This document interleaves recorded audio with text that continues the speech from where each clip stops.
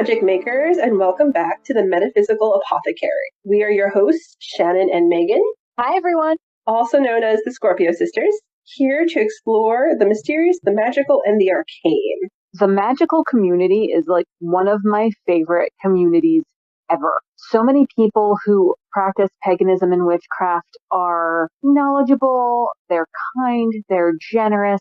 They've done a lot of healing work and are willing to help you and support you. There's a lot of give and take in the community. People are very generous with their knowledge. They're generous with their resources. It's a good place to be. But just like any other community, there are murky spots. There's some swampy areas that we've all unfortunately probably encountered. When you're crafting your own path, it is important to make sure that that path remains your own. And what I mean when I say this is that there are people, unfortunately, who will do their best to derail you. And sometimes it can be really hard to spot these people. So we call this troll spotting. A troll is someone who won't leave people alone in the comments, likes to bully strangers on the internet, argue to hear themselves talk, that sort of a thing. Low vibration negative comments. Yep. They like to talk more than they listen. They won't ask questions. They take great pleasure in condescendingly correcting people, whether their information is actually correct or not. And they express themselves as though they believe they are the authority on all things. Or they have access to the one and only authority of all things. Yes. Another name for this, in some cases, is a cult leader. Now, a troll can just exist in the general population of any community, but most of the time, cult leaders will have all of these traits. So if you find yourself in a spiritual group or a coven whose leader acts like this, just get up and leave. Don't announce that you're leaving. Don't try to argue with anybody. Just get up and leave. Go home. Block their ability to contact you. Yes, because you want absolutely no part of that. They dislike being corrected or questioned and may turn to personal attacks if they are questioned. And they like to gaslight and bully people. They'll turn things around and say, I'm the only one who has perfect discernment here. You're misinterpreting my meaning and you're twisting my words, when in reality that's what they're doing to you. And it can be traumatic to encounter this kind of person because many of us have encountered this in other religious communities, other spiritual communities. As you said before, it happens in other communities. I've experienced it in fandoms. Yeah, and we started this podcast out real heavy, didn't we? Yes, we did. We went straight into trolls. We're just going to drop this on you today. And not the cute, fuzzy little gem belly button trolls either. These are the nitty-gritty trolls. Yeah, and not even the wise ones from Frozen. The ones that want to roast you over a fire and eat you.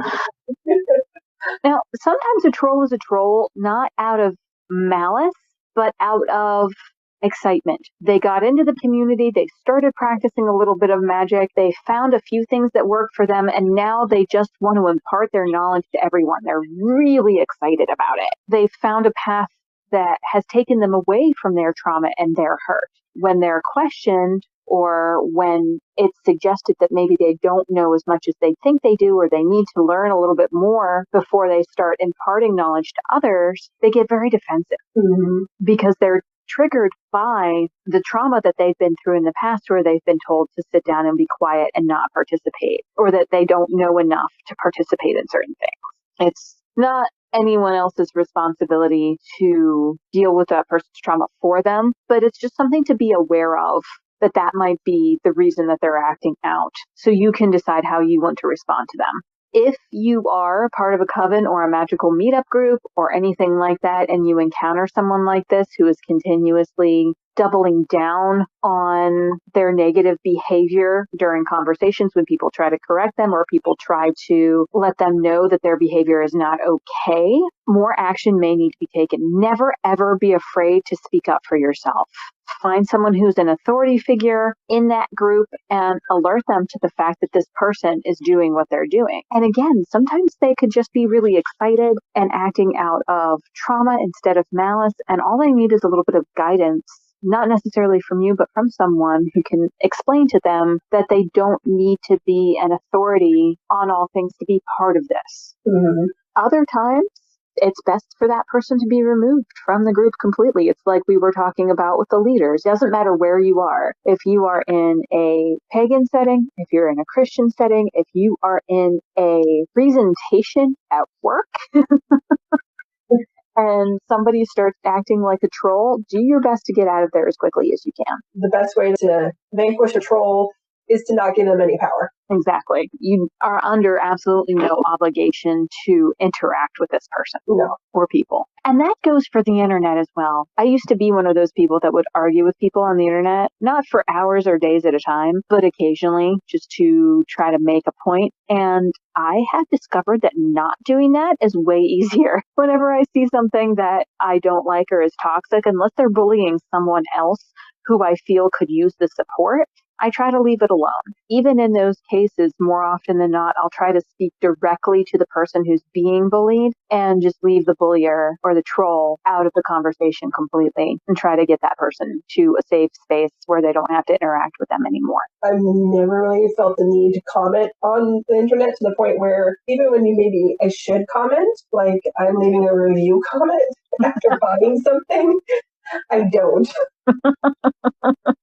My internet protocol is to be as silent as possible. The internet and social media is the most obvious place. Everyone's throwing opinions left, right, and center and not even looking to see if anything's sticking. And everyone's entitled to their opinions. Everyone's entitled to their own thought processes and everything. But once it gets to the social media stage, it's like, you can say it, I don't have to hear it, and I don't have to respond to it. So I'm not going to. Exactly. And while the internet may be the most prevalent place where this happens, it's also the easiest place to get away from these kinds of people. A lot of us now are connecting with people online because it's not super safe to meet up in person. So if you do meet up with one of these kinds of people online, and they're everywhere online, unfortunately, it's pretty easy to simply remove yourself from the situation, block them, and move on with your life. Try to recover. It's okay to feel traumatized. It's okay to feel shaken after interacting with someone like this because their vibration has just, thrown your vibration all out of whack. If you need some time to get yourself back together, that's okay. Engage in some self-care. Gatekeepers in general can just be ignored. Yes. Unless that person is gatekeeping a closed tradition, either in spirituality or in culture, or it's a cause that belongs to specifically to a certain group. In gatekeeping, you can pretty much just set aside the people who try to tell you that unless you're following the Wiccan tradition, you're not allowed to use tarot cards. Mm-hmm. Anyone can use tarot cards. You don't even have to be pagan or Wiccan and use tarot cards. You can be Christian and use tarot cards. It's fine. Mm-hmm. It does not matter. No, it doesn't. I had an experience with a witch, and I told her about Kali being on my pantheon, and she had a negative reaction. Didn't quite understand Kali and Kali energy. Was like, oh no, that's a destructive energy to interact with. Yeah. As soon as I feel an energy manifest within my sacred visualized rune within my mental castle, I go and research it. I want to know who or what that is, how to interact with them, what they represent, what they could represent to me. I'm heavy on the research end of things. So I wouldn't have this being or energy on my pantheon if I hadn't researched it. And then not a week later, I actually had a 8-hour conversation with a Kali practitioner who kind of blinked and went, but that's perfectly fine. Why the hell would you not? Like it was an 8-hour discussion of the two of us baffled by the fact that this person had like no concept of why it was okay for me to have Kali on my pantheon and working with Kali energy who is quote unquote destructive, but like she's so much more. Exactly. And this is like such a hotbed of controversy, especially right now in the pagan communities. And there's plenty out there, really rich information out there that you can research. You'll also have a lot of people who are not part of the traditions that you may be attracted to try to tell you whether or not they're closed. That's why it's important to find people who are actually part of the tradition, if you're not sure, and ask them, is this okay? Is this something that I can participate in? Will this God be offended? Will it violate the culture if I do this? Because well-meaning people will try to gatekeep for things that don't need to be gatekept. That being said, if you do find a tradition or a deity that is from a closed tradition and you really want to work with that kind of energy, it's completely okay to search through archetypes, pop pantheon characters, and other emanations and vibrations like outside of that closed tradition to find something that's similar that resonates with that gap in your practice. It's completely okay to have, for instance, Apollo and Wonder Woman on your altar. That's completely okay. Yeah. I have curly hair. I'm a white woman with curly hair, and that's a particular demographic. Our hair needs different care, and I have met gatekeepers in the white curly haired community. It's the weirdest thing I've ever encountered, but people get real pressed when you tell them that you care for your hair a certain way and they don't agree with it or their hair doesn't respond well to that particular conditioner. Very upsetting. They take it as a personal attack. Yeah, they take it as a personal attack.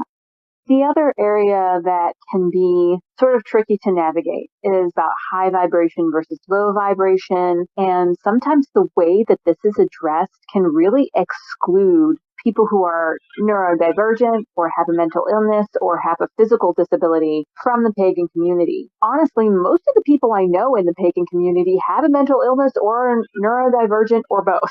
Mm-hmm. So when you're putting together your craft and you start to hear people talking about only low vibration people feel a certain way. Well, if you're sick, then your vibration must be low. Or if you're sick, then that's your karma from a past life coming through. This can be really damaging to people. And it's also not necessarily true. I have anxiety disorder. I'm very open about that fact. And as a magical practitioner, a lot of the magic that I perform, a lot of the rituals that I engage in are designed to help steward my mental health and help manage my anxiety. I've done a lot of shadow work, which has helped tremendously. I've worked with deities who've helped guide me toward being able to understand objective reality versus the subjective lies that my anxiety likes to tell me. It has helped raise my vibration. I feel like my vibration is more harmonic than it's ever been, but I still have anxiety disorder. I still have a mental illness. It's never going anywhere. It's a part of who I am. So never let anyone tell you that you cannot participate in the pagan community or can't be a very powerful witch just because you have a disability or a mental illness. Or don't let their wording keep you from thinking that you can be powerful and you can participate. Because sometimes people just say things and they're not thinking of how that's going to affect someone else. Right. They're not thinking about the neurodivergent individual. They're not thinking about the person who has a mental illness or a physical disability. When they're talking about low vibration, not everyone is thinking the same way. They're just thinking like law of attraction toxicity. If you're low vibration, you attract low vibration things to you, and that includes sickness. It's like, well, no, sometimes you just get sick. It has nothing to do with you as a witch or a practitioner or a pagan. It is, period. Uh-huh. You also have the right not to interact with those people whatsoever, because some of them just won't hear what they said wrong or that might have been offensive. You can also start redefining what it means as low vibration. Low vibration is more people who speak negatively or use negative wording, gossip, talking down to people, the people who are generally using negative communication skills. Right. Your vibration is all about where you're focused. If you are focused on living your best life, that's not a negative vibration, no matter what. No. If you need a wheelchair in order to get around, that doesn't mean that you're low vibe. It doesn't mean you're less worthy to be part of the community. Please come be part of the community if it feels right to you. Mm-hmm. Because You deserve to be a part of a spiritual community that feels welcoming and feels good. We live in an imperfect world with a wide variance of global vibration. That's it. That's the reason. Yep. I have ADHD. I have diagnosed myself. And the reason why is because my mask was that of a well-behaved, good student. For the most part, in my school system, those who had ADHD or who had a diagnosis of ADHD were the students who couldn't sit still, who gave the teachers problems while they're in school and class. And so they were sent to a doctor to get medication. My masking just made it possible for me not to do that. I was able to sit still because if I was wandering mentally and not needing to get out of my seat. I was already exploring something on a mental level that had nothing to do with the class. I have felt nothing but welcome within my path as a witch with ADHD. I've also automatically avoid anyone who's a negative naysayer, a troll, or a gatekeeper who would say you have a low vibe, negative karma, and that's why you have ADHD. That's why you exhibit ADHD traits. That's a good experience, right? Yeah. You are neurodivergent and you've always felt welcome and high vibe on your path. Mm-hmm. And that's an example of how paganism is beneficial. So that's kind of a success story, right? Because interacting with you and knowing what I do about your neurodivergence, there are things about paganism that fit with your brain chemistry better than a more structured religious setting would. Yes. And I instinctively knew what to avoid in order for my wellness and my best health to be a part of that path. Mm-hmm. Part of my neurodivergence too is the hyper focus and then totally distracted and then have almost no energy to input for things that I have absolutely no desire or interest in. Mm-hmm. I'm not interested in this. I have no energy to spare for it. I'm walking away from you. I have to steward my energy. Mm-hmm. I've been able to avoid it, but I'm not sure if it's just because of how rigid I can be about my energy. Or if this is something that is more prevalent within neurodivergent ADHD practitioners. Does our distraction and low energy for things that are not interest just allow us to veer right past all those naysayers and go right to what feels right and what feels good, because that's where my focus is now on. I mean, that would make a lot of sense to me. As a practitioner with anxiety disorder, it's kind of similar. I can't waste my time and my energy on things that feed my anxiety. I need to be able to feed the positive side of my brain. I need to increase the good chemicals.